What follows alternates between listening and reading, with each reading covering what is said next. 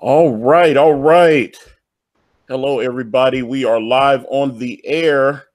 Thank you guys for being patient. I was having a little boomer moment for whatever reason. The Google Hangouts was not being very kind to us. But for those of you that are out there in the chat, let me introduce myself. My name is Antonio Bryce. I am the creator of the comic book series brand. We are on Indiegogo right now. We have raised over $55,000. And I have a very, very special guest with me today. I am a big, big fan of this gentleman's. And I would consider him an influence. So many characters that he's created. I mean, probably done like $1 billion in box office at least right now. Ladies and gentlemen, Mr. Steve Englehart, how are you doing, sir? I'm doing good, Antonio. All right. So obviously, guys, if you have questions, super chats, any of that stuff, let me talk to Steve. And then as we go along, I will obviously take your questions. Thank you again for your patience. But Steve, tell me how you first started getting into writing or how you got into the comic business. Well, it's a long story. I wanted to get into the comic business, and I wanted to get in as an artist. It was the art that always attracted me. I came from an era when there were better artists than there were writers, which probably has something to do with it. But I ended up going to Neil Adams and asking if I could be his art assistant. And he said, sure, he would do that. And I said, well, good. I gotta say, I was in the Army at the time. So I said, well, when I get out of the Army, this will be great. And he said, why wait? Let's start now. So while I was still in the Army, I was working with him on weekends doing stuff. He made sure that I got a credit on the first job that he and I did together so that I'd have a published credit so I could go out and do stuff. So I was then bumming around New York after I got out of the Army, doing art stuff, and ended up, Gary Friedrich, who's the guy who wrote Nick Fury and Agent of S.H.I.E.L.D. and so forth. A woman got murdered in the apartment above his in New York. And his wife said, why don't you and I go back to Missouri, where you're from, and get out of New York for a while? And so because of that, he called me up. We just knew each other because everybody in New York, everybody in comics pretty much knew each other because we all had to physically be in New York. There were a few exceptions, but pretty much the entire comic book industry was in New York. So you pretty much knew everybody in comics. And he knew me, and he called me up, and he said, I got to go out of town, but I have this job being an assistant editor at Marvel. Would you like to sit in for 6 weeks? And I said, sure. I wasn't really sure that I wanted to commute and go to work every day, but, it's like, okay, it's Marvel, what the hell? And then when the 6 weeks was up, he didn't want to come back, and he had plotted this story that he didn't feel like scripting. And so he sent it back, and Marvel looked around the room and said, you want to write this thing? And I'm like, sure, why not? And I wrote it, and I liked the writing, and they liked what I wrote. So then I was a writer. That's how I got there. They started giving me more work, and we went on from there.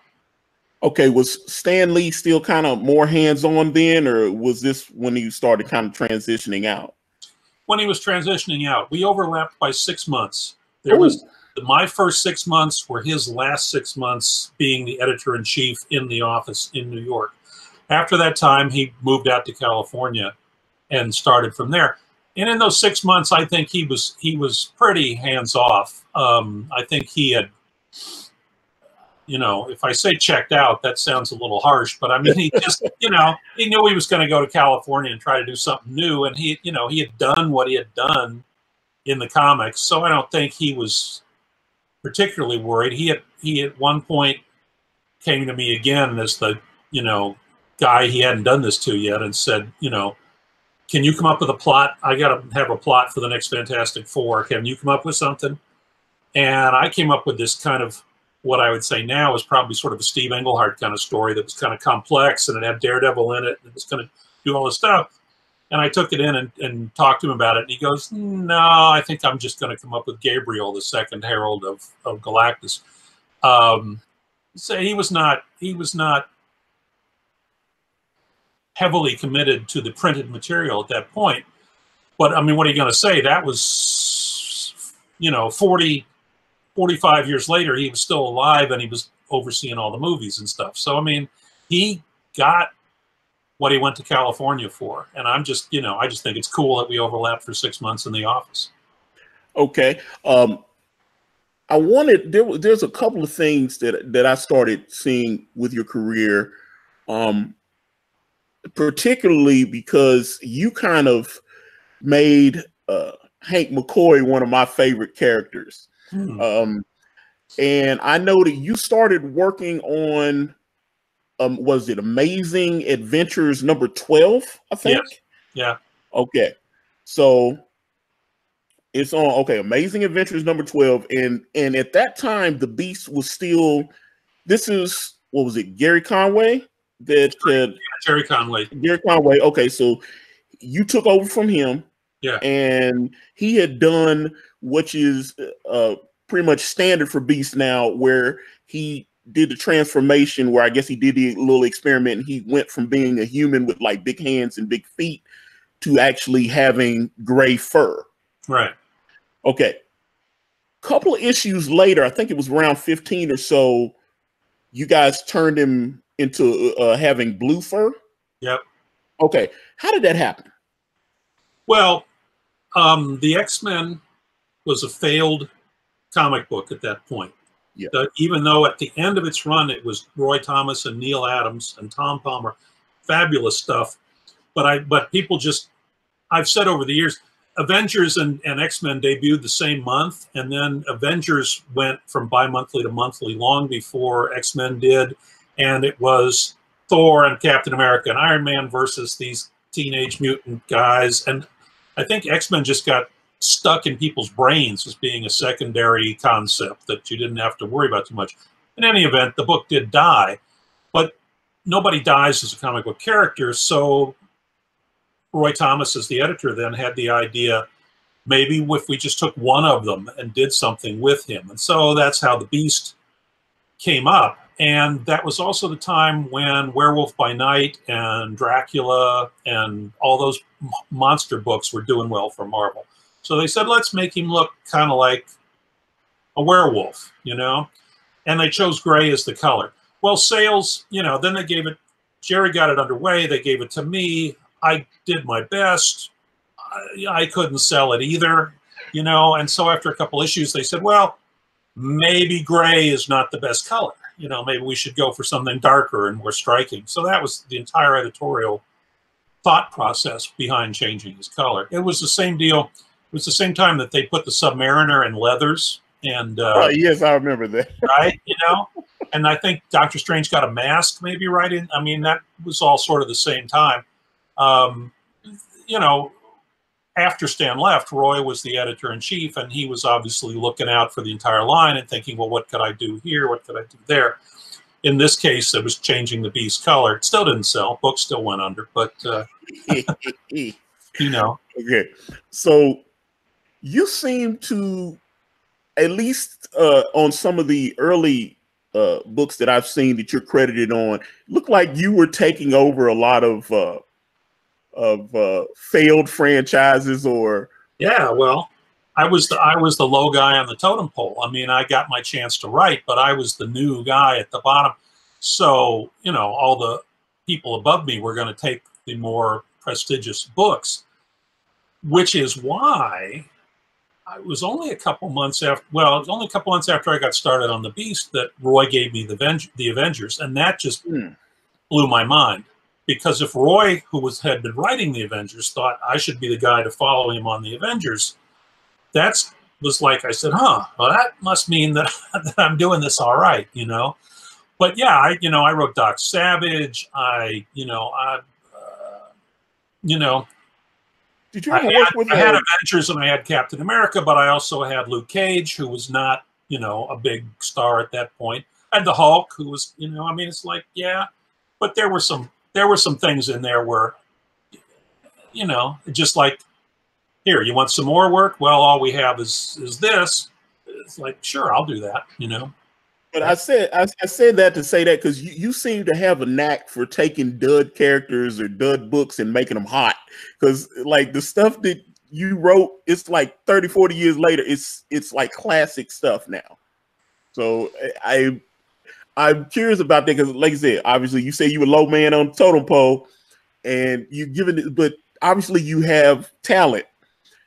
But you took characters that, okay, like I'll say specifically the stuff that you worked on, like with Luke Cage. There's a couple of like you created a couple of characters there, like Misty Knight. I would say I wanted to ask you about that Doctor Doom story that you wrote when you were on Luke Cage, because I love that story. But like with Doom stiffed him on what, couple $100, and he like stole the Fantastic Four's vehicle and flew over to Latveria, and this is you know, I just tell me your thought process on that, because that's a great story. Well, you know, everybody starts as the low man on the totem pole, and the only way you go up the pole is if you do stuff that people go, oh, well, huh. So I was, you know, I was definitely trying to do the best I could with everybody that I got.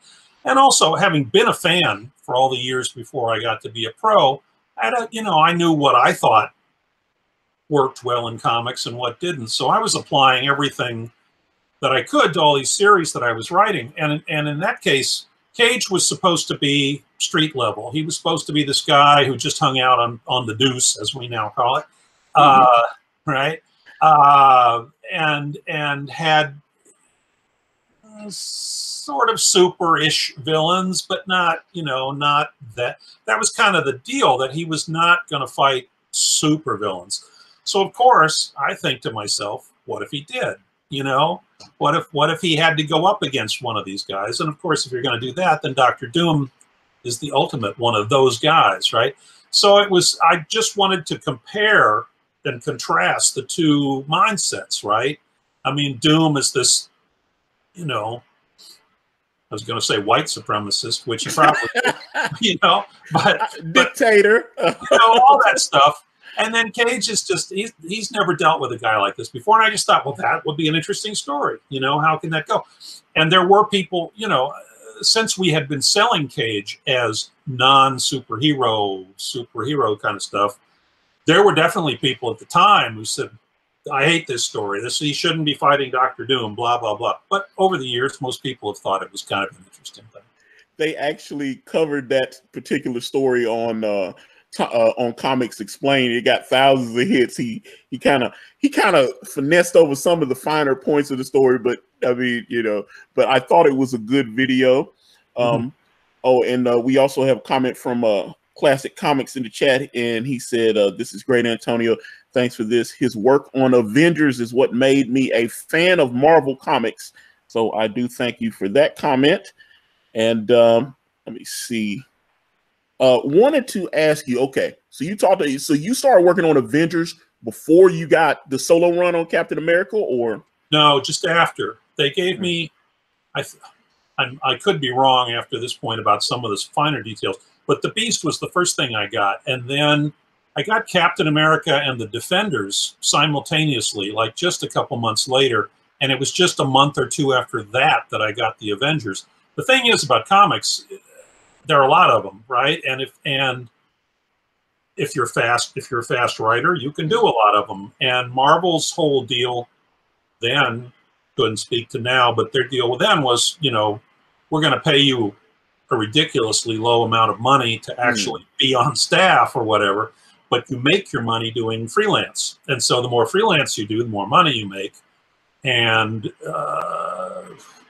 you know, so I really liked writing, and anytime that it seemed like I had some empty space, I would say, hey, you know, I could do another book. And they'd go, yeah, okay, because we have a lot of books. And then, you know, but it was the ones that they gave me, which was sort of interesting to me. You know, I mean, again, Defenders, was a big time deal. Captain America was not. Captain America, I've told this story a million times. I'm sure you guys have all heard it. But I mean, Captain America was a failing book. And that was sort of a low man on the totem pole kind of deal. It's like, well, everybody else has had a crack at this and nobody can figure it out. So here, you write it. But the Defenders was off to a good start. The Avengers was obviously the Avengers. The Hulk was the Hulk. It's kind of in the middle there, so. Okay. So you're on I want to go back to Amazing Adventures because there was a specific question I wanted to ask because you did something unique here, and I think it started with Amazing Adventures number 16, and it's you. All right. You're on that book, and then Len Wein, who is one of the co-creators of Wolverine and a legend, and may he rest in peace, is on Thor at that time, and then no, Len was on Justice League. Oh, Len was on Justice League, and then Jerry was on Thor. Thor, yeah. Yeah, okay. So you did some kind of 3-part crossover deal or something? Explain that. Well, again, we were all in New York, right? So we all knew each other. We all partied together. We all, had lunch together. We all saw each other all the time. And so Len and Jerry and Marv Wolfman, the other young writers, Jerry was younger than the three of us. I'm not really sure about Len and Marv, but we were more or less the same age. But we were the young writers at the time, and I, honestly couldn't tell you whose idea it was in the first place at this point, but we came up with this concept of why don't we try to do this story that would run through all 3 books, which was cool because one of those books was a DC book, right? I mean, Jerry and I didn't have any trouble. We could have worked it out, but getting Len involved was a trick. And so we did work out this story in which the real Steve Englehart, the real Jerry Conway, the real Len Wein, and the real Glynis Wein, who was Len's wife at the time. This was a time when they did the Rutland Halloween parade, and other people had gone to Rutland and had done stories about it, and it sort of became a thing. And so we came up with a story that was set at Rutland, and then you can read these stories. I mean, obviously, we couldn't get sued or any of that stuff, but you can read these stories and you can see us, the 4 of us, sort of get involved in one story and then walk out, and then sort of walk into the next story and get involved in it and walk out and then walk into the third story. So you can read them as a triptych, as the whole 3-part story. Even though we couldn't specifically say, but I mean, it's us, right? It's us in every story. It's not, we didn't change our identities when we crossed companies. It was just us having fun, just young guys having fun. Now, obviously, you guys, this was pre-internet or whatever, so you guys aren't like faxing page art to each other and stuff, or, you know what I'm saying? They're not sending, how do your artists coordinate all that? I know that on The Beast, it was drawn by Bob Brown, but Maurice Severin, who was really good at caricatures, kind of redrew us all to get us to look like we actually look. And that's about the only book I know about. I'm not really sure how they got. I mean, we must have sent photos around to the various artists, right? And again, physically, in terms of writing the stuff, we could meet up and we could work that out. When it was sent off to the artists, I guess I'm pretty sure they worked off photographs. Yeah. Okay. So let's talk specifically about your run on Captain America, which I think is considered one of the definitive runs. You did the Nomad storyline. How did Captain America fall into your lap? It wasn't selling. Captain America is not, at that time when you took it over, is not a property that you see now where they're launching movies that have grossed over like $2.5–3 billion. Right. Am I? So where was Cap when you started, and then just kind of take us into that development process? Well, Cap was basically a failed concept because they had brought him back as the living legend of World War II.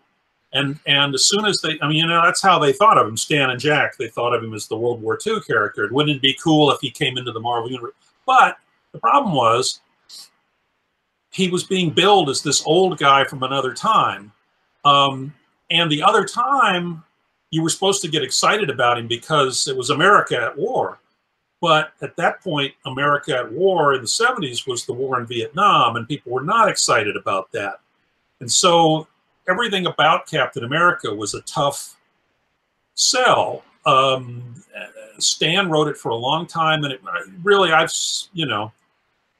say this as a fan, I thought it was Stan's weakest series. He didn't really know. I mean, he brought in the Falcon, and then he brought back Bucky, and then he brought back Bucky, and then he brought back Bucky, and it was like I don't really have any ideas for this thing. And other people had tried it, but everybody's going, well, everybody hates this. I mean, it's Vietnam, and they don't want to read about a guy who stands for America because we're all, America's like getting tracked.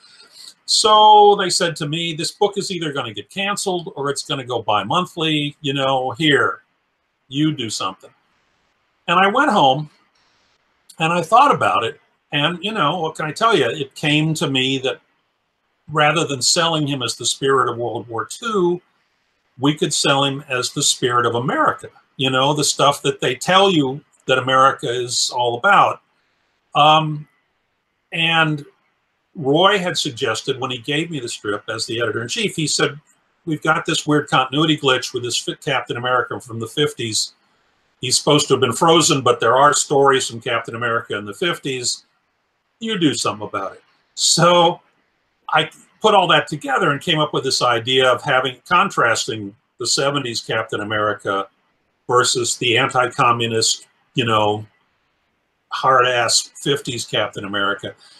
And it gave me a chance for our Captain America to really explain or, show that he stood for truth, justice, and the American way, not any particular war, not any particular time period, all that stuff.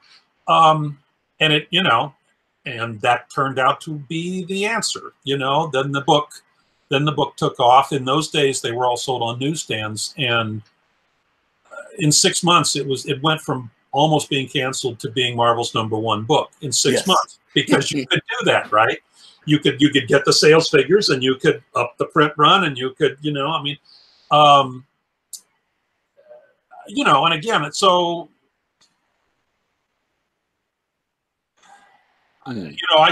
what can I tell you? I mean, I thought of something that worked. That's, that's the deal. And I'm pleased that since it had been such a mystery, and this was just something that overnight I kind of said, oh, let's do that. 45 years later, as you say, that's still the character. That's still the guy now, right? It became the default Captain America after that point. And you touched on something that I think is very telling, because obviously one thing I've noticed has stayed the same with Captain America, and probably will even 100 years from now, is that he'll be seen as that quote unquote man out of time. He'll always be the guy that was unfrozen. He's the World War II veteran. But you look at a character like the Punisher, where he was, when he first came out, he was like a Vietnam vet. And now they're like, he's been like in Afghanistan. They've had to update. Yeah. You know what I'm saying? Well, and I can take that one step further, that Captain America, basically the difference between Captain America and any other character, Daredevil, Batman, Ghost Knight, Moon Knight, any of that, is that Captain America has this aura. I mean, he does have this kind of vibe that he stands for something larger than just himself, right? I mean, Batman only stands for Batman. I love the Batman, but, I mean, Captain America is larger than life, out of time, all that kind of, it's just, and it, now it works, and it didn't work before. Okay. So I want to talk, obviously, one of your biggest characters is Mr. Star-Lord from the Guardians of the Galaxy, who to me seemed like, I say before the movie came out, when I saw that he was going to be one of the main ones, I was like, he's been, they weren't really doing much with him. He'd been kind of an adult. Now he's like one of the main guys. You see him in a lot of their promo art and all that kind of stuff. So tell me how the concept and what happened to that led to you creating Star-Lord. Well, I wanted to do.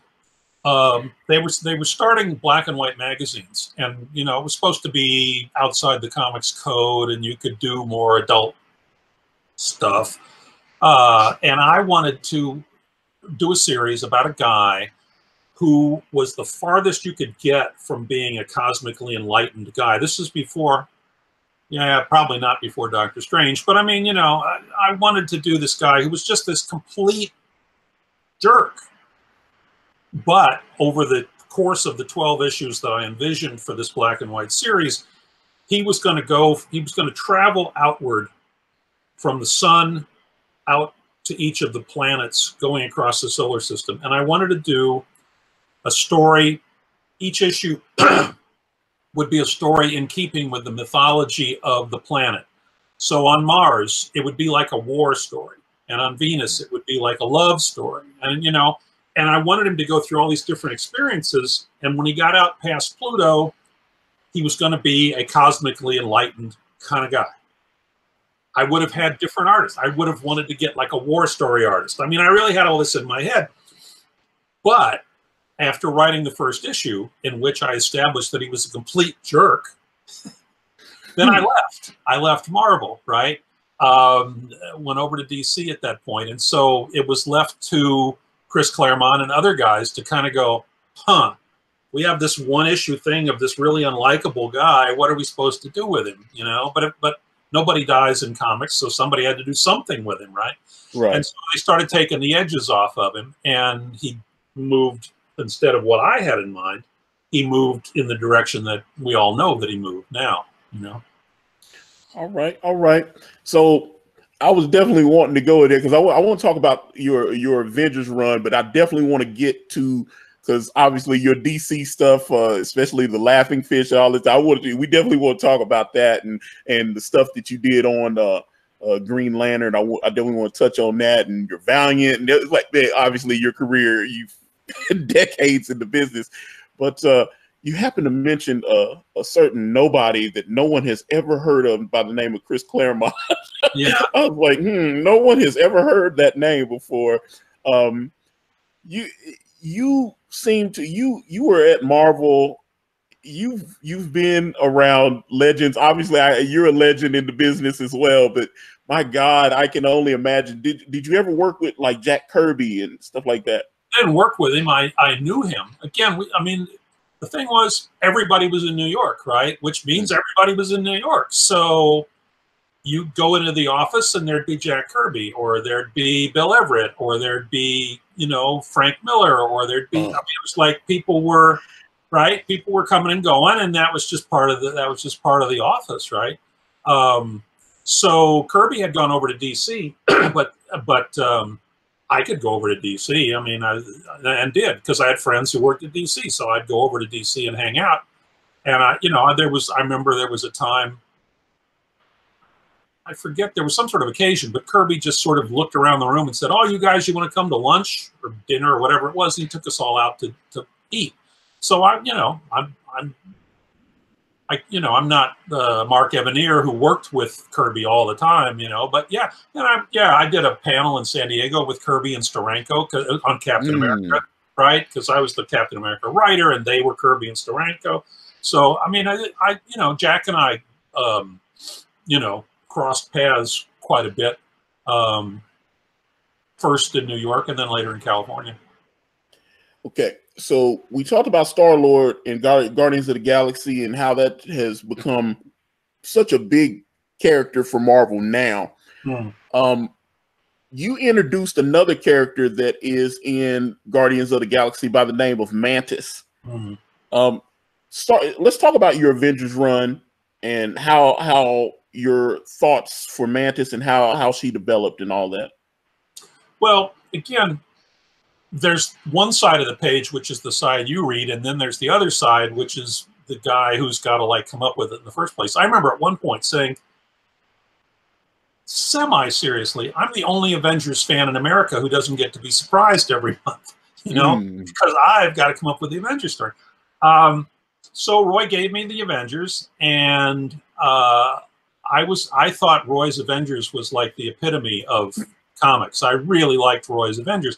So Absolutely. I started trying to do Roy's Avengers, and but his rhythms and his interests and so forth were not the same as mine, and I was still figuring out what mine were. So it took a while. But eventually I said, I can't be doing Roy Thomas stories. I got to do Steve Englehart stories, whatever those are. And I introduced, I thought, okay, I want some conflict here. So I came up with this femme fatale from Southeast Asia who was going to come in and she was going to seduce every male Avengers. These days, I'd throw in the Scarlet Witch too. But I mean, it's like she was going to cause dissension in the ranks. People were going to be jostling over the favors of Mantas. And I brought her in and set that up. And then right at that time, Marvel said they weren't going to do any annuals that year. And having been a fan all this time, I thought, well, I really liked the annuals in the summer, the extra special stuff that would come out. So I'm writing the Avengers and the Defenders. Maybe I could do some crossover thing. And I went to Roy and I said, blah, blah, blah. And he said, well, if you screw any one of those issues up on deadline, the whole thing will collapse like dominoes. And I go, I won't screw it up. And he goes, okay, which was the way editorial worked at Marvel in those days. So that meant, and I didn't realize this till years later, I didn't put this together for years later, but what that meant was Mantas had to work as an effective Avengers teammate in that story. There was no room for, like, let's seduce Thor in the midst of the Avengers Defenders clash. It was too tight and everybody was fighting and, So she ended up being like a good teammate to the Black Panther against Doctor Strange in the section that I blocked out for them. And so all of a sudden she wasn't just this femme fatale. She was like, she really did have powers and she really could fight and she could do the right stuff. And that, as a young writer, I go, I had this real idea about I was going to go here, but she went there. And now I have to take her from there and work with her, right? I mean, so the whole femme fatale thing sort of came back later with the Scarlet Witch and the Vision. That was kind of where that ended up. But in general, she started off to become a heroine. And since she was surprising to me, why is, she now has to do stuff. It's like, I mean, at least in my theory of writing, you have to plot stuff, but then you have to let the characters kind of go through the plot. And I find quite often that characters going through the plot will suddenly go, well, yeah, you're right, whatever you just did there. And so if I think that, then I can't be going over here and doing something else because you just changed my approach to things. And so Mantas became this sort of grand writer's totem. I don't have the word for it. You can tell I'm a professional, but it's like, okay, how can this spin out here now? I mean, I don't know what she's doing. I don't know why she's came here under the terms that I'm playing with now. So, like, we get the thing where we do an origin for her, and then it turns out that that's not true. And then there's like other stuff, and then there's the priest, and there's cosmic and all this stuff. I was toward the end of that. I was just really seeing how big can I make this, And she becomes the Celestial Madonna. So she ended up going from this kind of single-purpose slut to being the Celestial Madonna. And I was having a great time playing that out and seeing how that could go. So she really taught me. She's the one that really taught me that as a writer, you sit down and you go, okay, I've got to work out an entire story here. But it's so easy to kind of be up there and at the top of the mountain going, yes, and I'll move this piece and I'll do this, and then that will happen. But then when you actually have people walking through it, they have things come up that you didn't see from the top of the mountain, which they then have to deal with because they're right there on the scene. And so a lot of what I wrote over the years was like, let the characters, how would this play out? How would this actually happen? I mean, we go back to Captain America. I can remember saying, if I were walking down the street with a flag on my chest, how would that work? You know, I mean, that was, I guess, always my question. And so I let her do what she wanted to do. I let a lot of people do. And as a professional writer, you know, at some point, you kind of have to go, yeah, but this has to come to a conclusion. I mean, you can't just kind of like roll along here without. So there was always this play, but that's, you know, that's what I do on my side of the page, this play between here's where I want to get, and here's how we're getting there, and this is new, and I have to build this in, and all that kind of stuff. So you're doing that. I called it paper mache once. I mean, it's like you're doing paper mache where you're kind of adding a little here and taking a little off here, which turned out to be, I guess, Steve Englehart stories. You know, I mean, that's the stories that I liked to do. So however that worked out, I mean, again, by sort of doing what I thought I felt like doing rather than trying to emulate somebody else or trying to jack everybody into a plot that could not be changed. I was able to let people breathe and be loose and have relationships and so forth. And then, you know, you tie it up and you do all that. But Mantas was essential, really, to you know, whatever I did over time. Okay, so they just announced a few weeks ago that another one of your children has been greenlit into what I think is going to be a billion-dollar movie again. Shang-Chi, Master of Kung Fu, has been greenlit by Marvel. It is going to be epic. I know they're, you know, it's going to be part of, I guess, phase 4 or whatever they're calling these new series of Marvel movies. They've got a Loki television show. They've got a Vision and Scarlet Witch television show. Those are going to be on like Disney streaming services. There's the new Black Panther 2, Black Widow movie is coming. And obviously Shang-Chi is going to be part of that, and possibly Guardians of the Galaxy 3. But a lot of that kind of got derailed when some of the things with James Gunn happened. But your baby, Shang-Chi, is coming. So, and I used to read Master of Kung Fu. It was surprisingly popular. How did that happen? Well, I will say that I just read like yesterday that Kevin Feige says there will be a Guardians 3, but he doesn't say when or how, but you know, they're definitely planning it. But yeah, Shang-Chi was floating around for a long. I mean, Jim Starlin and I co-created Shang-Chi. And when we went to Marvel and said we want to do this book, Marvel was not impressed. They didn't. This was before the Kung Fu explosion, and Marvel's like, you know, we do superheroes, we don't do martial arts guys. But Starlin and I really wanted to do it, so they said, okay, but you have to put Fu Manchu in it, and you have to, you know, I mean, there was editorial stuff that was different from our original thing. But in any event, we got to do it. And then, like, right after the second issue was when the Kung Fu explosion really kind of blew.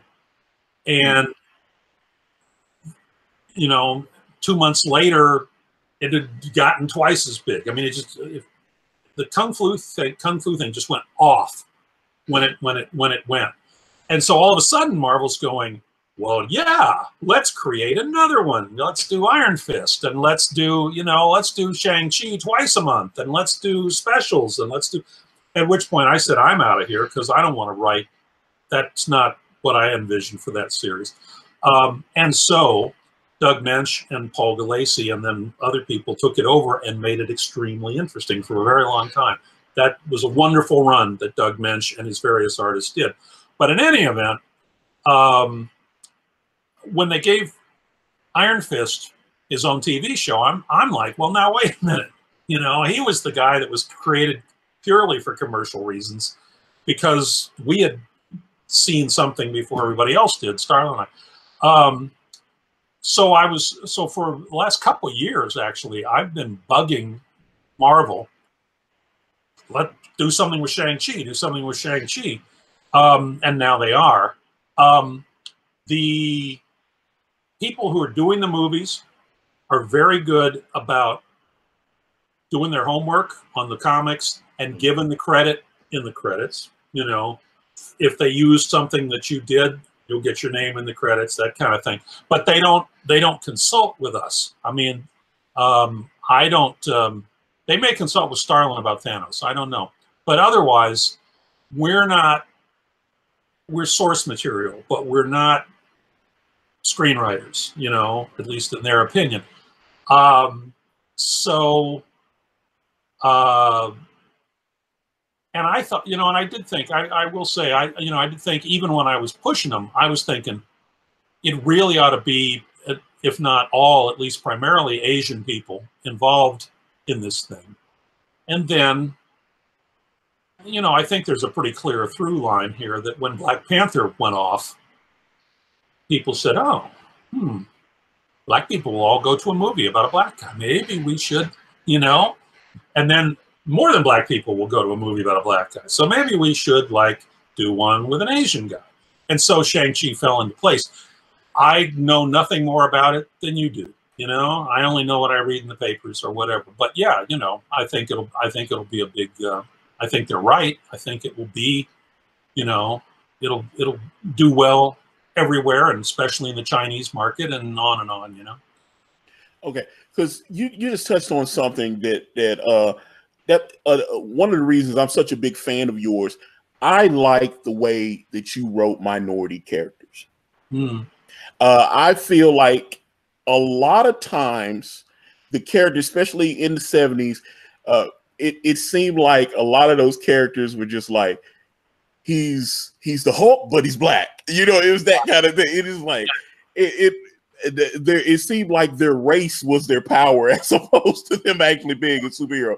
I think the way you handled like Sam Wilson, you know, T'Challa, I really appreciate the way that you handled minority characters with respect, and they just didn't seem tokenized when you handled. Can you talk about that?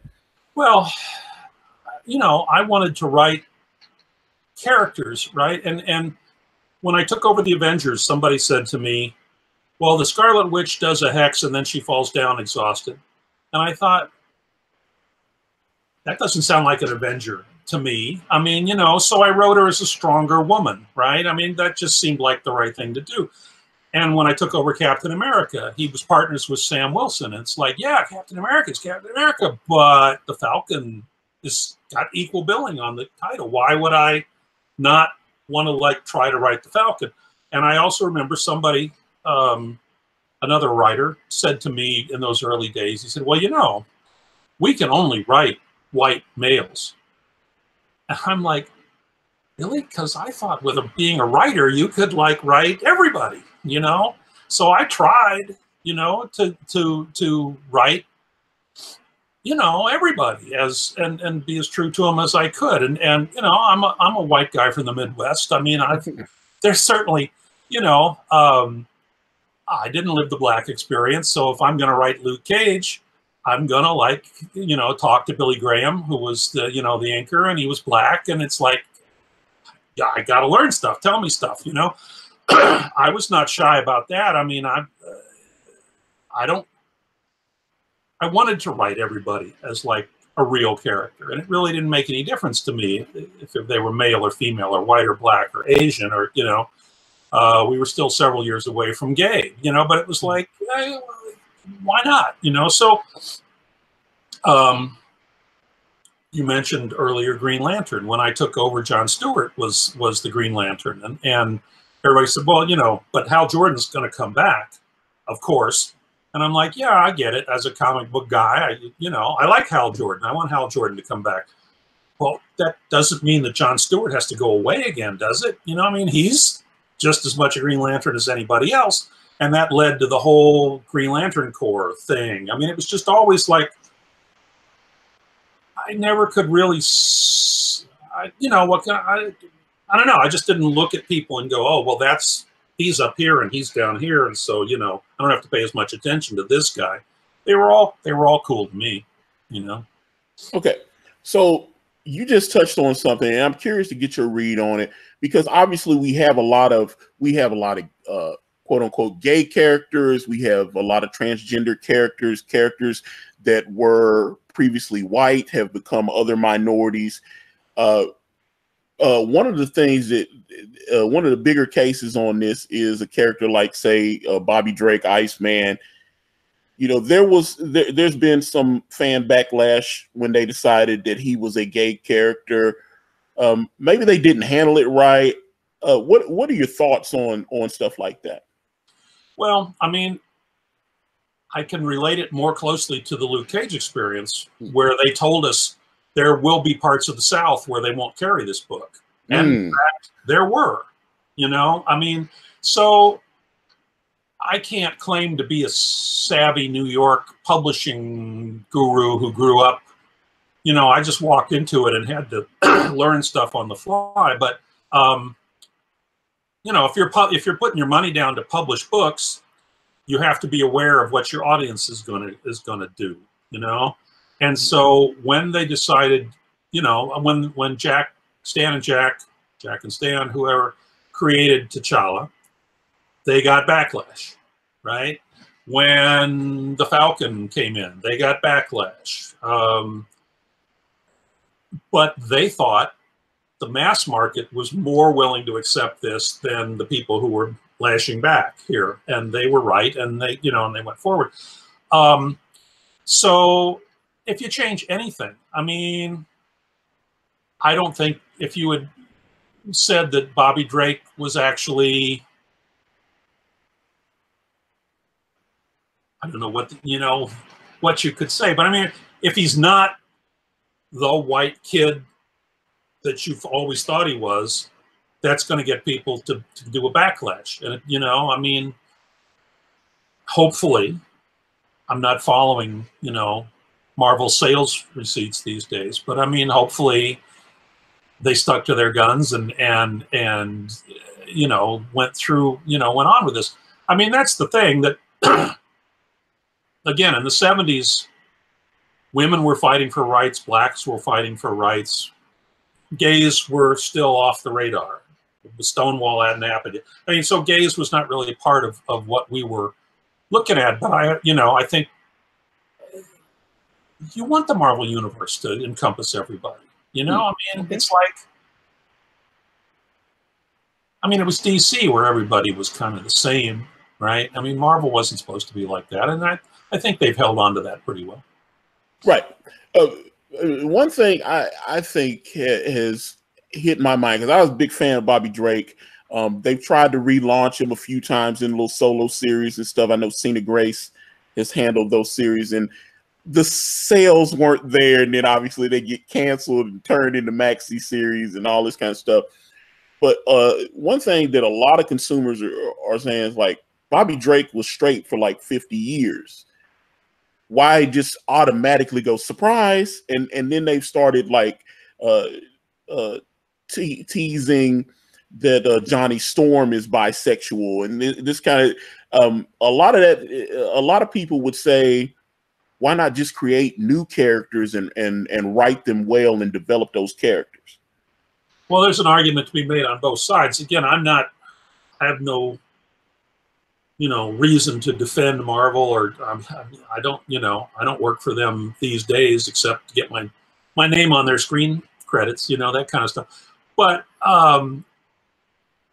if you've got Iceman, you kind of you can't just sort of like say, well, I'm just not going to do any Iceman anymore. There's the continual thing to, like, let's think of a way to make Iceman work, you know, just like with Captain America back in the day. It's like, there must be some way that we can make this character work. Whether turning him gay was the right answer to that, I don't know. But there's a definite impetus not to go, let's create a whole new character, because who knows whether anybody will like him or not. We know that we're halfway there on Iceman. Maybe we can figure something out. And I don't, again, I haven't really been involved with comics now for a decade or so, really. So I'm sure there's all sorts of stuff I don't know, but I don't recall Bobby Drake like spending a lot of time hanging out with girls. I mean, he was hanging out with the X-Men, is mostly what I remember. So I don't know how strong, you know, how many scenes you can point to over 50 years where you go, this guy was definitely straight. You know, it's like, I don't know, he just, he seems far enough off the radar to me, really, you know, personal life wise, that you could say he was gay and get away with it. Obviously, maybe they can and maybe they can't, but they thought that they would give it a shot anyway. But I mean, it makes more sense to try to figure out something better to do with Iceman than to create a new character. But of course, if you do the wrong thing with Iceman and people don't like it, then, you know. So, but you're always juggling that stuff if you're in business, you know. All right, so let me see. Got Classy Tome in the chat. He says, people are not buying that Bobby Drake was closeted for all these years when he was making it with one lady after another. The change did not make any sense. Okay. And then I did not see those. I mean, but if he's been doing that for the last 10, 15 years, I wouldn't know about it. And if he has been doing it, then I agree. It's a little odd to suddenly decide. I mean, if you've established the guy is straight, it seems odd to change him to gay. But I didn't think he was that established. But I'll take that point. All right. And then Albino Thunderbuns says, as a fan of Steve's writing and a writer myself, I appreciate this chat very much. Thanks. So, okay. One thing, when we were talking about how minority characters are created, I do, before I want to preface this and say I give credit to DC for trying to do certain things, but they had a couple of cringe storylines. There was a story in, what was it, Green Lantern, Green Arrow, when they had combined the books, where at the end of the book, I think this is a Denny O'Neil story. He was like, well, you cared about the green man, and you cared about the red man. And God bless Denny O'Neil. I was a huge fan of his, but that stuff kind of made me cringe. I got to be honest about it. Well, in their defense, let me just say, if you go back to like 1969 was when that stuff was coming out. There was, you know, the Black Panthers, not the movie guy, and there were, you know, Women's Lib, and there was all this stuff.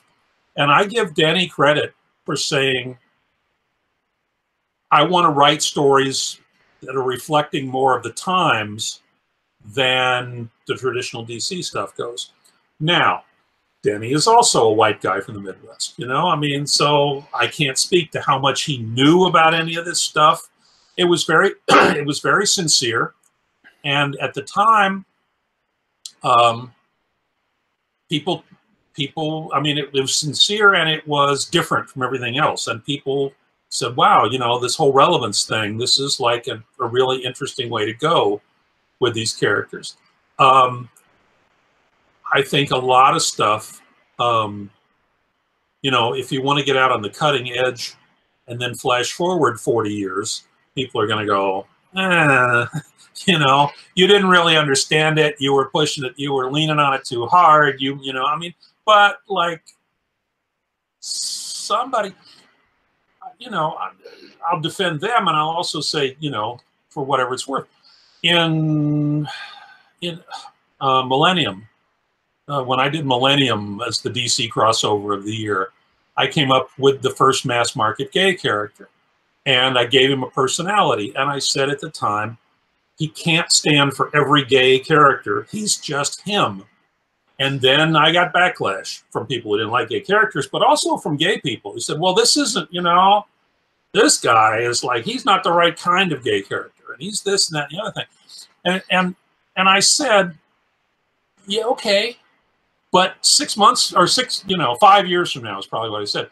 5 years from now, when there's half a dozen gay characters, he'll just be one of the gay characters. Then after that, there weren't any more gay characters for a long time. And I mean, you know, life didn't work like that. But, you know, I mean, Denny and Neil, they wanted to say something. And maybe Denny didn't quite know everything that he needed to say, or, you know, whatever. But it was certainly, they were sincere in what they were trying to do. And it was well received, although it didn't sell. You know? It was well received by the people who received it, but there were probably people who didn't receive it and didn't buy it, and that's what that's what happened. But anyway, I mean, it's like, yeah, I know exactly the line you're talking about, but I have to see it in the context of the times, right? I mean, okay. It's like,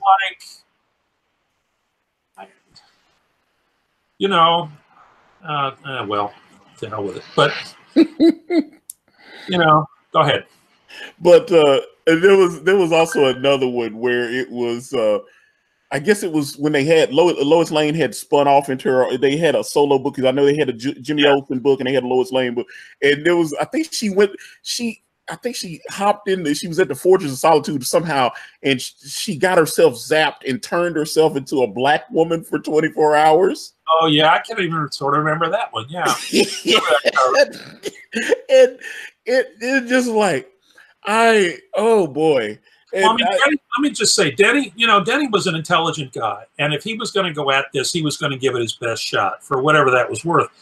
And you can debate that, but DC in general is not a creator-friendly place. I mean, they don't encourage people to break the mold, and so when they said, "Oh yeah, we got to do black people now," they have a real deep bench of people who were going to like, "Oh yeah, I got the black experience down, and I'm going to make this work." It was, I'm not going to defend that one, the Lois Lane. That's again. But Denny was legit. He, the rest of them not so much. Okay, so I want to. Okay, obviously, because man, there's so much I can ask you, because I want to talk about like your Doctor Strange stuff and all this. But I want to go to DC and touch on some of those things, because you wrote like your Batman stuff. But before I do that, I want to mention there were at this time, I'd say in the mid to late 70s, you started getting a lot more black artists and black writers coming into the companies. You start seeing people like say a Denny Cowan or James Owsley, aka Christopher Priest, who is Harvell Jones. Yeah, and that's.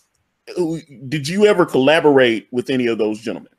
Well, I mean, I worked with them. I collaborated with Billy Graham, on that. I mean, he was teaching me stuff that I needed to know to write a credible black guy. Other stuff, I've worked with pretty much all of them, but I wouldn't say collaborated. It's just in the sense that you write the story and they draw it, and that's how the book gets done, But yeah, I mean, Billy Graham was definitely, it was like, I want to say one of like two black people in the entire comic industry in those days. There was Wayne Howard, I think was his name, who was also around. He was Wally Wood's assistant. But I mean, you could easily count the number of black people on one hand, and on the other hand, you could easily count all the women who actually did comics, right? I mean, there were women who were like colorists and letterers and stuff, but in terms of actually doing the comics, there was Marie Severin. There had been Ramona Fraden who did Aquaman, but and Metamorpho she did. But there, it was basically, white guys, doing pretty much everything. And I think because some of the white guys thought it would be a good idea to kind of expand things, then I think probably blacks and women and other people, said, well, for the first time I see something that looks like maybe I could relate to this.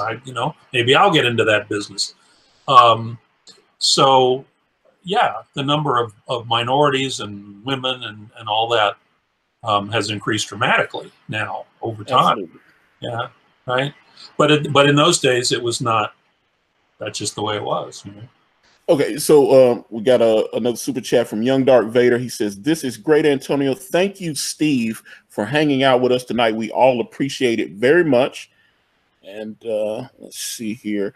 Booker T, he says, Steve, you're looking real jacked, baby. So, okay. You need to have your monitor adjusted, dude. Yeah. Let's see. Victor the Ripper says Lois Lane is a very stale character. I just didn't. Yeah, I didn't. They didn't handle that right. I don't. One of the things I always say when people ask me is that a lot of these stories get created and there's no actual black people in the room when they get created, and I wish that. So, you know, the intention, I appreciate the intention. The intention is there. The desire and the need for inclusion and diversity it's very near and dear to my heart. But I don't want to be tokenized. All right. That's well, yeah, I mean, again, I would say people were sort of opening up. But they didn't, you know, most people didn't have the experience, and there was no black guy in the room. So then, you know, I think it's to everybody's credit that there are now, you know. Absolutely. People have come. It's hard to tell sometimes how far anybody's come from wherever they were, but that seems like progress to me. Absolutely. And never mind that. But let me talk about working with Keith Pollard on what was after Fantastic Four 300. Yeah. Well, again, you know, Keith and I know each other, but we were, by this time, you didn't have to live in turn that off. You didn't have to live in New York. I mean, everybody lived everywhere. And Keith, I think, is one of the Detroit guys. That, you know, there's a whole bunch of guys who came out of Detroit. And, you know, Keith was an excellent artist. I was glad to do the FF with him. You know, but I wasn't, again, I was writing the story and sending it off to him. You know, comics is an assembly line business, basically. If you're doing monthly stuff, if you want to do like a mini series with your buddy, then you work that out and you go in and pitch it and so forth. But in terms of the Fantastic Four, we had to have a Fantastic Four every month. So I did my end and he did his end and the inker did his end and the letter, you know, and it's the process, right? Your run on Fantastic Four was a little shorter than it probably should have been, or what happened there? Well, that was, you know, to me, that was the end of the Marvel age. When, you know, you can say it started with, you know, the Fantastic Four #1, and it ended about 1989. In my opinion, they had been through several different owners over the years. And in 1989, they were owned by Mr. Revson of the Revlon fortune. And he is credited as saying, you know, this company is a cash cow. Why can't we get more money out of it? Which is when they started doing, you know, all those #1 issues and all those variants and their plastic covers that you were supposed to make a fortune off of and all this. It was just, you know, let's sell product. And they came to me. I was writing the Fantastic Four. When I took over the FF, I was really bored with Reed and Sue and Ben and Johnny. I thought, we've seen this for 300 issues. There's only 4 of them. There's only so many things you can do with them. And Reed and Sue had always said, oh, we're going to take care of our kid someday. We have this kid. We should probably take care of him. So I said, fine, let Reed and Sue go do that. I'll bring in 2 more people. And what I'll get out of that is what the original Fantastic Four felt like, which is like, we don't really know what we're doing. We have these powers, but we're kind of making it up on the fly. And so putting Ben in charge and bringing in the Torch's old girlfriend and bringing in Ms. Marvel was a way to like get that original feeling of we're in unexplored territory here, but we're good guys and we're going to do our best. So that was working out. It seemed like it was working out. And then Marvel came and said, we've decided that Reed and Sue have to come back into this book because we're selling lunch boxes and they have Reed and Sue and Ben and Johnny on them. And we can't be doing an FF that doesn't have Reed and Sue in them. And I said, well, I got rid of them because they were like boring. And now and they go, yeah, we don't care. You have to do this. You have to put the Reed and Sue back in there. And that's when I said, well, you know, maybe it's time that I went and did something else. And it was the same with the Silver Surfer. I opened up the Silver Surfer into the cosmos, and he was meeting all the Galactus and the Elders and the Infinity Stones and all the stuff that was out there in the Marvel Universe. And in that same conversation, he said, yeah, we want to go back to the one-issue stories where he flies away feeling sad at the end. And I said, that's the stuff that everybody was sick of. Nobody wants to see that again. I go, yeah, but you know, it'll be easier to manage if we don't have all these complex storylines and all this stuff. So yeah, they very quickly, for whatever reason, turned around on the Silver Surfer and said, well, you can have 6 months. You can have 6 issues to like wrap up your complex storylines. And I can't say for sure, but I was so complex at that point, and I was belligerent about the whole thing, and that may have helped, the fact that they then got Starlin to like take it over after that, and they let Starlin do some stuff. But on the FF, they didn't,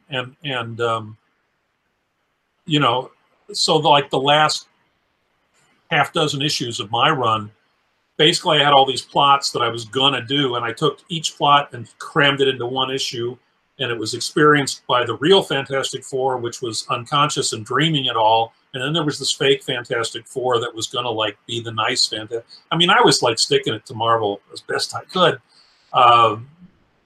because I'd gotten into Marvel because I believed in the whole Marvel House of Ideas thing, and then I got to do Marvel, and it was the House of Ideas thing, and like coming to me and going, yeah, we're going to not do that anymore. That just was like, it's stupid, but it was like, made me sad, made me mad, made me, it's like, come on now, this is not what we're supposed to be doing here. But all they wanted was to sell a lot of lunchboxes, right? All about the marketing. And all marketing, and that's when the books, they started doing all the #1s, and then there was, all this spun off and all this kind of stuff. And then they went bankrupt, right? Because nobody wanted that as what Marvel was. And it took them years to come out the other side of that. But that's what they did. And so, I just couldn't, I couldn't work under those conditions, so I didn't. Okay. Now, when this happened, they actually had taken Reed and Sue and put them in the Avengers. Is that not correct or no? Yeah, I think so. Walt Simonson wanted to mess with Yes. him, and he was doing the Avengers at that point. Yeah, and I think they yanked him back out of there, but then Walt took over the FF, so, it's like, okay, whatever. But, yeah, I mean, they took the thing out of the FF in the early 80s, and when I came back and came back at that point and did the West Coast Avengers, the Thing was in it. But they said, he's only in it for a year. You can have him for a year, and then he's going back to the FF. It's like, okay, I get that. We'll work with that. So they had done that before, but I guess they had to pull the plug on Reed and Sue in the Avengers because now they wanted it back in the FF. All right. There's so many people coming into the chat. We've got over 70 people in the chat right now. They're asking so many questions. Everybody will talk about the Ultraverse and Valiant and all this. And I'm like, guys, I promise I will get as many of your questions from Mr. Englehart as possible. I promise. Obviously, the super chats are king, but we got a super chat from Jamal, who is my co-host on the Dollar Bin, which is our podcast. We talk about everything: video games, wrestling, sports. So we do the Dollar Bin Saturday nights every week. If you guys are subscribed and want to hang out with us, so we just kind of riff on everything. But Jamal wants to he said great interview, love the discussion. We always bring up the Dr. Doom Luke Cage fight in my circle, classic stuff. Steve, do you have any upcoming projects? I'm working on a thing. I mean, basically, I'm retired, right? So, but writers write. That's, I like to write. So, I'm working on this thing, which is going to be like a mini series or maybe a maxi series, but it's going to be some number of books, but each book is like a graphic album. It's a very complex story, which is the kind of stories I like. And I have a lot of characters who have their own storylines within this overall thing. And so I sort of am letting it explain itself to me. I'm letting these characters go through their lives, interacting, doing what they're doing. And I kind of know how it's going to end, but I'm not exactly sure if it's going to end in, 12 issues or more or less. I mean, exactly how that's going to go. So, yes, I have an upcoming project, but when it will upcome, I'm not exactly sure. I'm going to get it all done because I don't want to write it under deadlines. So I want to have it done before I try to do anything with it. And it's so complex. I mean, I like that. It's a challenge, but it's a challenge that requires a lot of work and blah, blah, blah. So I'm in the midst of that. That's all I can tell you. And eventually, I'll run it over to Image or one of those places and see if anybody wants to do anything with it. But yeah, it's so big that's basically all I'm doing. Okay, because Muskie Elon says, put out a book and I'll buy it. And I definitely agree with that. We have over 2,200 people subscribed to this channel that are comic book fans, so they are definitely here. And obviously, if and when you release this project, I will be more than happy to plug it, sir. Okay. Let me see. Okay, so they're asking, they want to talk about the Malibu, because I definitely want to talk about Nightman and all that, because I used to watch the Nightman show and I was buying the comics, and then, but I don't want to jump into that yet. So let's actually go to when you first went to DC, because I want to talk about your Batman stuff, which, oh my God, brilliant. It's considered some of the greatest Batman stories ever written. So how do you when you finally, after you've been over at Marvel, you go over to DC? How did that all take place? Well, I tended to leave companies because I was pissed off. There was an editorial change at Marvel. It didn't go well.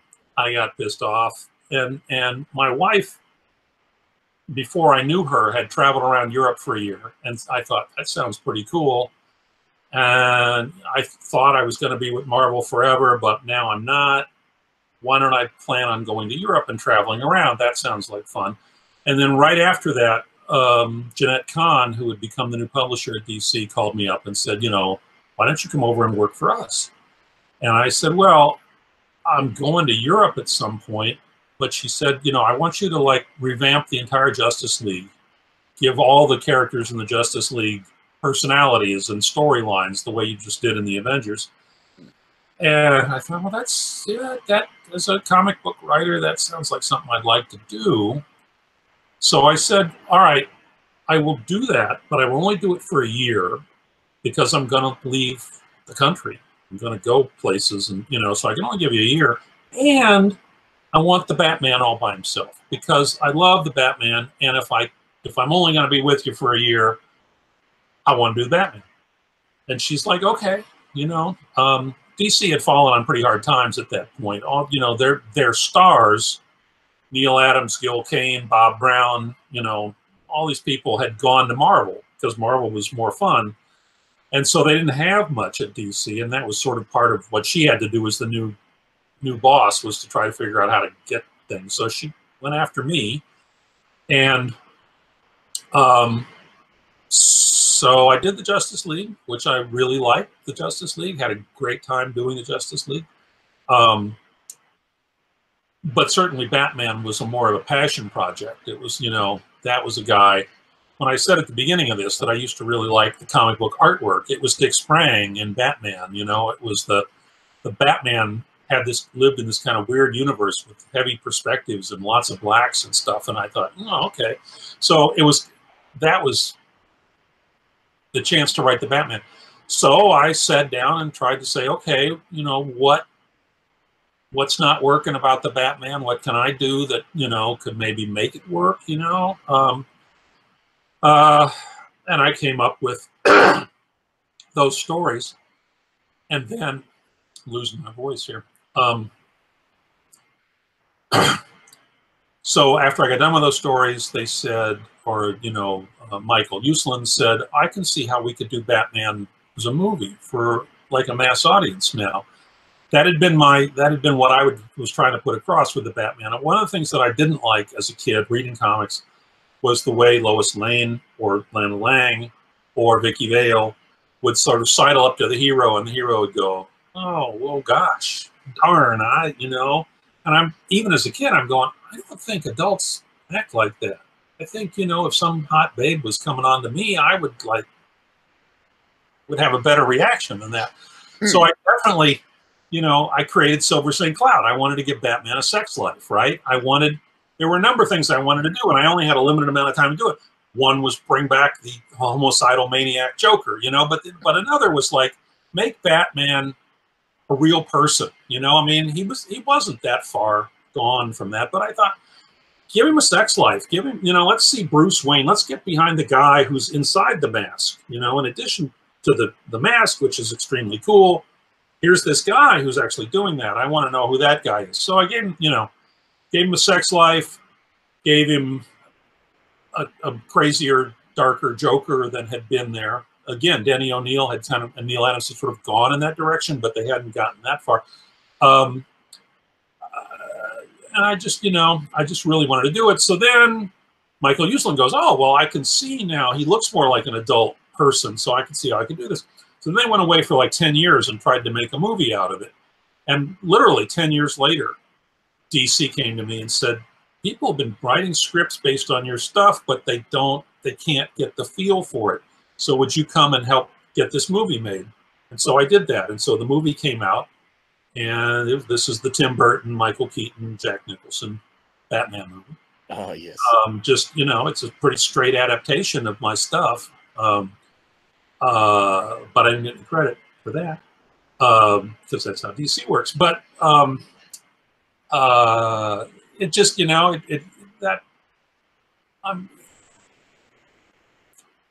I wish, well, let me put it this way. There are days when I honestly wish that I hadn't done it because of the way DC treats its creators. But on other days, I'm really glad. I really like those stories, and working with Marshall Rogers and Terry Austin. It was like the comic book end of it was all good. The business end of it was it's not fun working for DC when it comes to business. But anyway, what else can I tell you? I've heard DC has tightened things up a little better in the last, say, 10, 15 years as far as compensating creators and stuff like that. So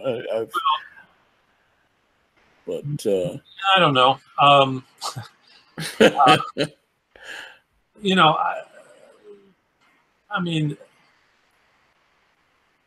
With Marvel, it's sort of Marvel sort of set out a policy, and they said, here's how we're going to, take care of people who did stuff for us. With DC, it's kind of like, yeah, if we like you, if we feel like it, we might do this thing. I'm aware of other people who worked on Batman getting huge amounts of money for characters they created, but that's never happened with me. So, I don't know that it's, you never know with DC. Were you aware they just released the issue? I think it's Batman the Damned, and it had some controversy because they actually showed Batman's genitalia in the book. I didn't know if you had heard about that because they were going to do a second printing, and then they decided not to because they got some blowback from it. So it was just like that Captain America from the '40s reprint, Masterworks, that had Bucky's equipment. Oh, really? Oh, yeah. And then they had, I think, it's been a while. I'm not going to try to tell that story because I may have it wrong. But in any event, they didn't go back to, I guess they went back to press, but they fixed it, beforehand. But anyway, you guys will have to Google that because I don't have that story. I actually want to tell you because one of the biggest influences for me as far as a character is Billy Batson, Captain Marvel. It's hard for me to call. They just call him Shazam now because obviously the copyright to the actual title Captain Marvel belongs to Marvel Comics. But I always refer to Billy Batson Shazam as Captain Marvel because that's, you know, over 40 years. That's that's how I know him. But in my comic book series brand, I have a character by the name of David Craven, he surprisingly looks like me. He's a big heavy set guy who actually hulks up and turns into this big, like 6'8" guy with a mask, and you know they're like and you know they're like heaven warriors. They kind of hunt the supernatural and angels and demons. But Captain Marvel, Billy Batson, that had a big influence on me. I don't know if they were going to release one of those like Masterworks editions last year, and it kind of it was from that World War II era, and this book was already done. They had already started digitally recoloring those images and prepping it, you know, so I'm sure DC probably still has the files, but it was obviously during that war era, and a lot of those comics from that time kind of had quote unquote stereotypes and things of that nature in it. So they decided that there might be some blowback. I know there was some stereotypes about like Asians and stuff like that in there. Yeah. But what do you feel? I like those old golden age comics, and I don't think they should be sanitized. I think they should be put out as is. Yeah, I agree with you. I mean, the Blackhawks had Chop Chop with his huge buck teeth and, you know, and so forth. And there was Ebony who hung around with the Spirit. It was, you know, I talked about the 70s as a time. The 40s were a time when people did this, that, and the other thing. But that's sort of the point, I think. If you see some little black kid with huge white eyes and big purple lips and stuff, anybody with brain is going to go, eh. But if that's what the comic was, that, you know, you're seeing a time, you're like a telescope, you're looking into the time that was there. I mean, I mean, you could make that so offensive that it really ought not to, you know, I mean, but in general, they were stereotypes, but they were, you know, I mean, Step and Fetch It was in the movies, right? I mean, this is, what can I tell you? None of us was here in the 40s. We're not responsible for it, but that's, you know, that's what people did. And so while they were doing that, they were also creating great Captain Marvel stories. So it's like, you can't see the Captain Marvel stories because people were racist, more racist back then. You know, it's like, just do a disclaimer in the front and say, you know, this is from the time. This is how it looked at the time. You know, I understand why people could get upset, but I really don't think that should be the driving. You know, that shouldn't be the driving force when you've got all this history and you know, there were good artists doing stuff back then, and you know, and there were good writers doing stuff. You know, it's like, really, you can't see it. Again, we've established that I'm not black, you know, but I mean, it's like you don't get to see Amos and Andy, right? Because it was white guys pretending to be black guys. So then, you know, but was there any value to Amos and Andy? Well, it seems like people liked it at the time. Yeah, my mom listens. My mom was born in 1937, and yeah. It's like, do you get it or don't you get it? Is kind of the deal. If you can ride with it and they're funny, then, you know, okay. And if you can't, you can't. But it seems, you know, it seems over the top that well, yeah, that Amos and Andy is just not available. I mean, it is on. Yeah, you have to kind of go on eBay and find like bootleg DVDs and stuff now, but they have it. I'm not saying it's the greatest show ever. I haven't watched that many episodes. I mean, I'm not saying, boy, we all got robbed when Amos and Andy went away, but it's like saying you can't see them. You can't put them in context. It's like, oh, okay, whatever. And I had a very simple. We had John Malin on a few months ago, and we were talking about some of his projects, some of the things he had done over at Marvel, some of the things he had done over at Image.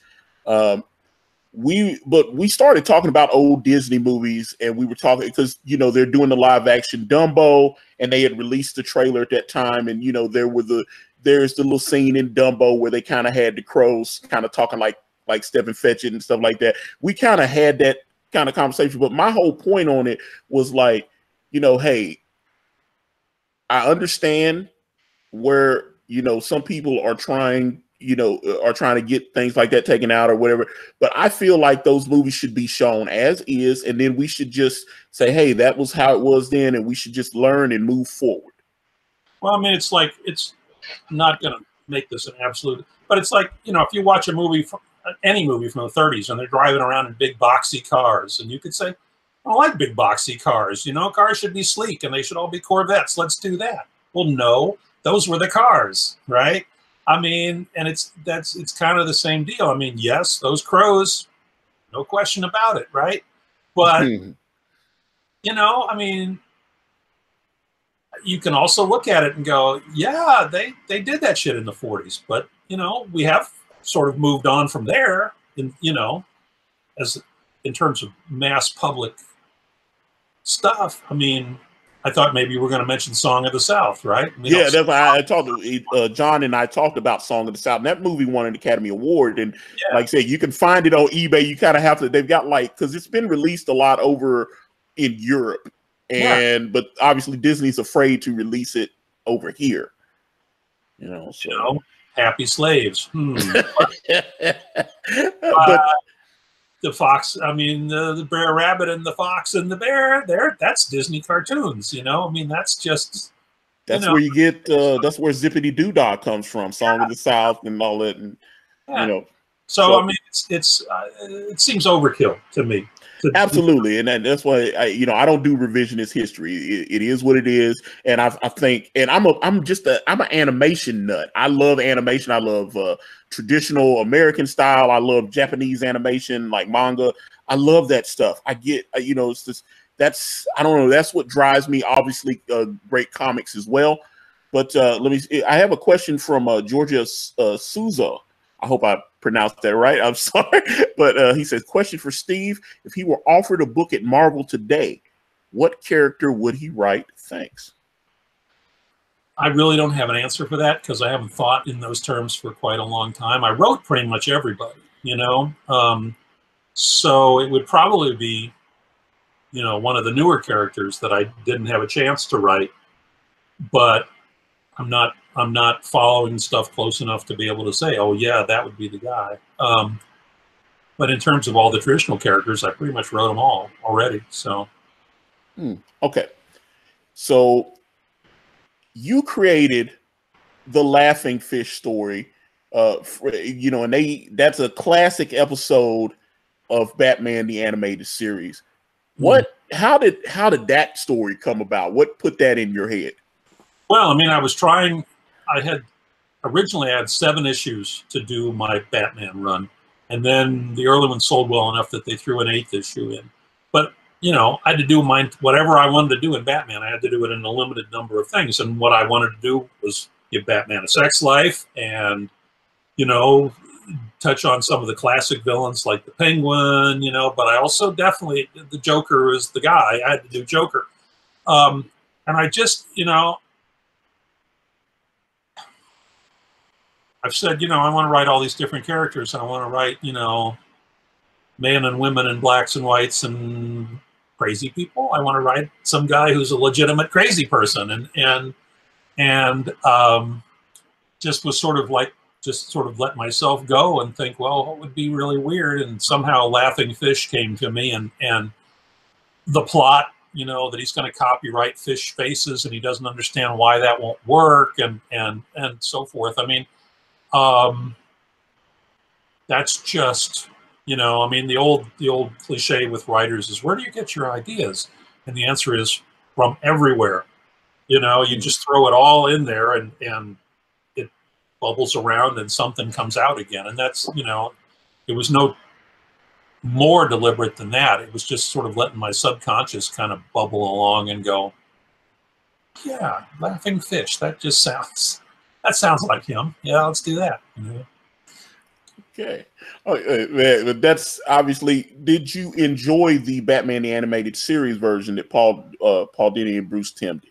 Yeah, well, it was pretty much word for word. I mean, up until they then stuck it onto one of the Denny O'Neil stories, right? But I mean, the part that was based on the Laughing Fish was pretty much, they just, you know, copied my dialogue by and large. So yeah, I mean, I liked it.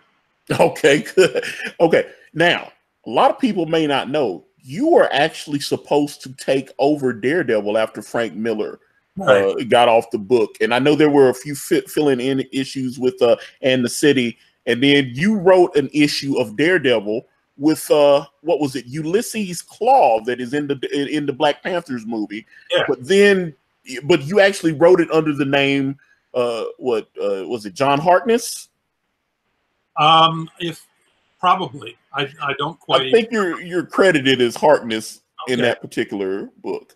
Well, I was, you know, I mean, Frank Miller's Daredevil was amazing, you know, and then Frank left and somebody had to take over, and I like challenges. That's the thing, you know. It's like I couldn't do this for as long as I did it if I was just sort of writing the same story over and over again. So I'm looking for some. I said, yeah, I want to go see if I can do Daredevil following Frank Miller and see if I can make that work, you know, see if I can, you know, I wouldn't have gone in Frank's direction. He had his own particular point of view. But I mean, I thought, oh, you know, let's see what we can do here. And they said, okay. And I wrote the first issue. And then they said, oh, well, actually, Ann Nessendi wants to write it. She's an editor, so we're giving it to her. Right? So I never got past, I just, you know, kind of like Star-Lord. I did the first issue, and then there never was a second issue for me. But my splash page was all black, right? Because that's the worldview that he has. I really wanted to get into, you know, that he's blind, you know, and so forth. So anyway, that's just internal politics, of which, unfortunately, those things do happen. Okay, so because I'm curious as how you would have. Okay, obviously, Ann's run ended up being one of my favorites. She created a character called Typhoid Mary, and she worked with John Romita Jr. Her run is classic. Anyone that loves Daredevil, and you know, even if they're not into the Frank Miller run, I think that Ann's run after Frank is legendary to me. I enjoyed her work on that so much. Yeah. But John Romita Jr. was in his prime then. The art was all stunning. Everything was just, it was just oh my goodness. But I am curious as to how you would have handled Daredevil. Well, what I was going to do was taking over from Frank. Frank had established Karen Page as a junkie, trying to get back up off, and you know, set it on the mean streets of Hell's Kitchen and so forth. I was struck by Daredevil's long history with the Black Widow, who was an international woman of mystery, and you know, and all that. And I thought that would be an interesting pull between wanting to be the guy who takes care of Hell's Kitchen and looks after his junkie girlfriend, recovering junkie girlfriend or whatever she was, and yet the sort of more traditional Marvel world would keep coming around and going, but we need you to get involved with the Black Widow to do this sort of thing for S.H.I.E.L.D. and so that's what I wanted to do, was like Frank had fully established him in this one environment. I wanted to get him into both environments and have that pull between, you know, the fun of being a superhero with the Black Widow going up against some S.H.I.E.L.D.-sized thing, and yet there's shopkeepers and, you know, on 42nd Street, and there's, you know, all that. That's where I would have gone with it. the dichotomy of it. All right. Okay. So man, your Green Lantern stuff, you obviously created Kilowog, and Green Lantern wasn't selling very well when you took it over. Is that not correct? Or that's right. Yeah. When I took it, Dick Giordano, who was a friend of mine and was the editor-in-chief, when he offered it to me, he said, "This, it doesn't matter what we do with this book; it never sells." I mean, we've had right before me there was Len Wein and Dave Gibbons, right? I mean, it's kind of like Neil Adams and Roy Thomas on the X-Men. It's like, why wouldn't that sell? But it didn't. People were, I don't know. So here, you try it. I had a reputation by this time. I was no longer the low man on the totem pole. I had a reputation as a guy who could fix things, So they said, yeah, here. And like I said, I decided not to get rid of John Stewart. I wanted to keep John Stewart around, and did want to bring Hal Jordan back. And then I thought, well, there's a third guy, Guy Gardner. Let's bring him in. And then that led to the Green Lantern Corps with Kilowog and Salak and Chip and Arisia and all that. And there's just so much cool stuff in the Green Lantern mythos. I mean, that's another thing, I mean, as one of the 5 million, billion, however many, a whole lot of people who hated the Green Lantern movie, it just, that movie pissed me off, because it's like, how can you screw that up? There's so much stuff, And it's like you can fall out of bed and you can do a better movie than that, because there's so much good stuff to work with. The Guardians and the Galaxies and the Zamorons, and, this was before there were any other colored lanterns. They were just the Green Lanterns. But I mean, it was like so much good stuff. And just like, Batman or Captain America or any of the rest of these guys, I just kind of said, well, what's the best, how can I try to do this as best I can? And we doubled sales on it. I mean, Dick later said the book was now selling twice as well as it had been. So I did my job. I had a good time. Then DC kind of screwed me and Joe Staten over on Guy Gardner. So once again, I say, yeah, working for them is no fun. I like their characters, but, it wasn't.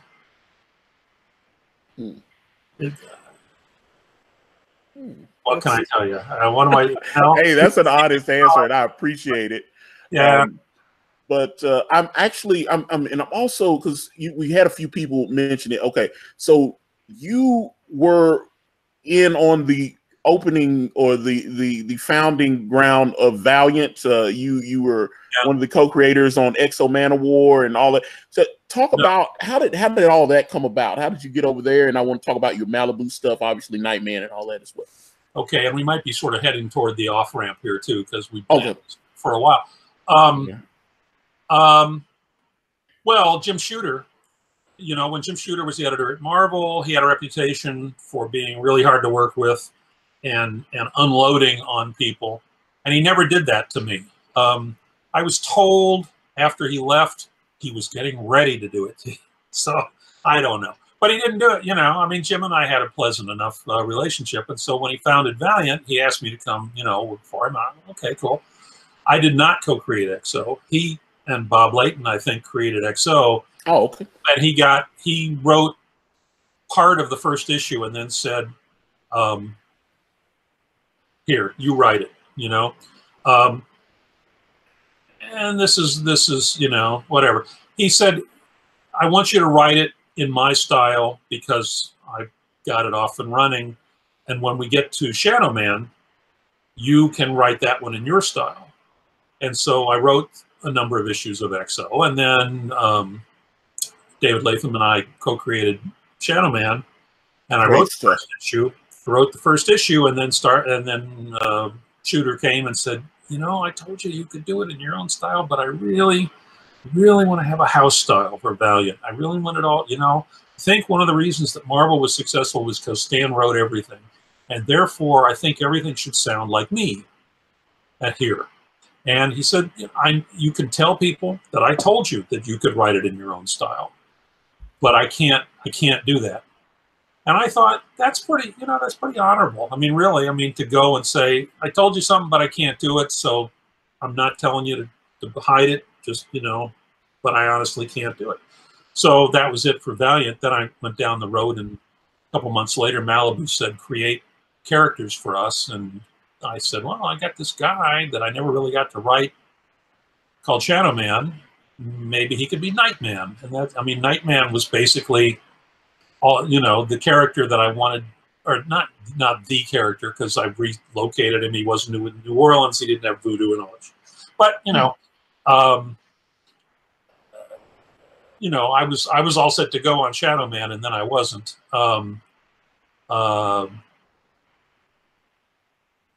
So that's my Valiant story. I mean, Shooter was up front, but we couldn't work together.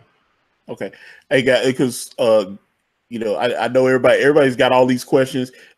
Maybe give me a couple really good questions for Steve, and then we'll wrap this up and let Steve go ahead and get back to his day.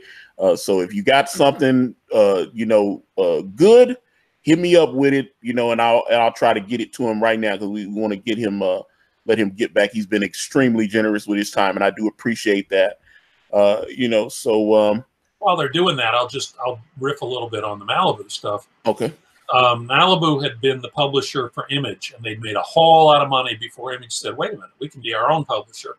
So Malibu had all this money, and they thought, well, let's recreate Image, except let's concentrate on writers rather than artists. And so they went from that standpoint, and working for them was a joy. I've been bitching about DC, but Malibu was really fun to work with. Good guys, a lot of freedom. Steve Gerber came over there, and Gerber and I, one night, we were just sitting around going, man, we haven't had this much fun since Marvel, since we were doing stuff at Marvel. Unfortunately, Marvel went bankrupt because they tried to milk all the money out of the company. And when they went down, they took the rest of the industry with them. And Malibu had a lot of money, so they were kind of the last ones to hit bottom. But eventually they hit bottom, and then they had to sell, and then, life went on from there, which was too damn bad, because Malibu was a really fun company. We liked the characters. We were having a real good time doing them. That, again, vagaries of the business. You got questions now? Okay, well, before I do that, I actually wanted to ask you, because I was buying some of those Ultraverse books, and I got to be honest, when Marvel took it over, that thing kind of went to the shitter. Malibu pioneered Photoshop color, right? That was the big thing for the Malibu books. They had full spectrum Photoshop color, and Marvel wanted that. They wanted people who knew how to do that. And so they basically bought the company primarily for the color technology. And then, DC had been bidding for it too. I mean, people could see that there was value there, but that was Marvel's thing. They thought, we can improve our comics if we buy this company, because there's all these people who already know how to do this color. And so they thought, okay, but now that we bought it, we're gonna have crossovers and all this kind of stuff. And from what I'm told, most of the Marvel editors said, I want my characters in those cheesy books. You can have like Loki, but you can't have Thor. You can have, we did get the Silver Surfer at one point, but it was Black Knight. I mean, it wasn't like the top tier of the Marvel people showing up in the books. And the people who then took over the books, I think there was a pretty general idea that we're Marvel. These guys, they're not Marvel. So we're not going to give it our best. And so that whole thing crashed and burned within a year for that, after Marvel took over. In 2001, Tom Brevoort came to me and said, now that we own them, we're going to bring the Malibu characters into the Marvel Universe. We would like you to do that. And I worked up this whole thing about how I was going to do that, bring those characters in. And I was quite excited about that. I thought that would be really cool, because here are these guys who have worked their way up to become superstars in their world. And all of a sudden they get tossed into the Marvel Universe, and nobody knows who the fuck they are.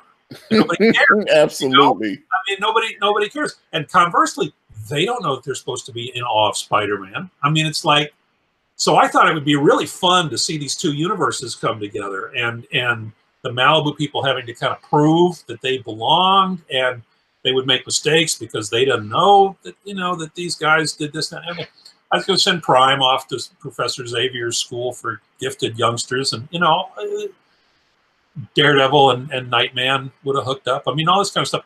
But then Marvel changed its mind. That's a whole long story. But I mean, Marvel changed its mind, and then that didn't happen. So those, you know, those characters have never reappeared. Okay. Other M says he wants to know about your writing of on New Guardians. So what was what was all going on in your life when you were writing New Guardians? Oh man, we keep coming back to the ones that didn't work out. Okay. I did Millennium with, I mean, I was doing Green Lantern with Joe Staton. They came to us and said, do the summer crossover. So we did Millennium together. And Millennium ended up creating 10 new superheroes. So then, okay, let's do a book about those guys. And I, you know, I went to my friend Dick Giordano and I said, in this book, I really want to do sex, drugs, and rock and roll. I want to do, you know, I want the constraints to come off, and I want people to be even realer than they have been, you know, to this point. And he said, okay. And then I did the first issue of New Guardians, which, I'll say it before I forget it, I wanted to call it Trumps. I wanted to call it, you know, like the good cards in the deck. I wanted to call it Trumps. And even then, in 1986 or whatever that was, DC said, no, you'd get Donald Trump really mad. You can't do that. So they became New Guardians. And I had my gay guy in it. I had a woman with AIDS. I had, you know, a South African racist. I had, you know, a black girl from Jamaica who'd grown up in England. I had all these different characters that were very different from the standard run of things. And I really, and so I did the first issue, and they said, well, no, you can't actually do politics, and you can't actually get into drugs, and, you know, and we're going to have to cure this person with AIDS. And I'm like, at this point in time, you can't cure AIDS, and so it would be disrespectful. And they're like, no, we can't have it. It was just like, oh, okay, fine. So I wrote the first issue, plotted the second issue, and that's as far as I got on that. Okay. So I got one last question for you. Let's see. First of all, none of your business. We talked about some of the Batman stuff. I don't know when you came into the chat, but obviously this will be available on the channel, and you guys can go back and play back. But I want to, let me see here. This is from Alex Jones Jr. He says, which thing that you worked on stood out the most? What was your favorite thing that really took off, that you fell in love with, that was like, man, that was it. I love that thing. Just one thing. So, well, I'm not going to give him exactly the answer there. I basically liked pretty much everything that I did. I mean, at the end of the day, it got done because I was sitting alone in a room trying to think what you guys would find interesting. And, you know, I had some facility apparently in sort of getting that right. But it also had to be interesting to me, you know? And it's like, so any book that I took over, almost, I tried to really make it something that I would think would be really cool. And therefore, you know, I can say, oh yeah, Batman, but I can say Captain America. I can say Doctor Strange. I can say, you know, Nightman. I can say Green Lantern. I mean, every one of these things in its own way was like my favorite at the time that I did it, right? And I'm not trying to be politically correct or anything. It's just, you know, how am I supposed to say Batman was, I mean, I really love doing the Batman, but I really love doing the Avengers, but I really love doing Captain America. It's like, so I can't say which one was the best to me, you know? All right, guys, this has been an epic stream. You know, I do truly want to thank every one of you guys that has popped up in the chat. Obviously, want to thank Mr. Steve Englehart for being so generous with his time tonight. Steve, is there anything that you have right now that you'd like to promote? Obviously, we'll drop the link to your website in the description there. Guys want to look on your website and check that out. Also have a bunch of Steve's work on our list on Amazon called The Dollar Bin. The link to that is, of course, in the description as well. Go ahead, Steve, if there's anything that you'd like to say to the chat. As I said, I'm working on this big project, but it's not there yet, so I got nothing else to promote for you guys. All right. So, guys, that's going to be it. With that being said, I'm going to wrap this video up. And if you want to reach out to me, I'm on Facebook, Instagram, Twitter, and right here on this YouTube channel. Everywhere is at Ikari Press. And if you type in ikaripress.com, it will take you directly to my Indiegogo campaign for my comic book series brand with the phenomenal Kane and White. We're on Amazon and Teespring. The link to those are in the description, guys. We'll be back with the Dollar Bin on Saturday. Join us there. I'm out.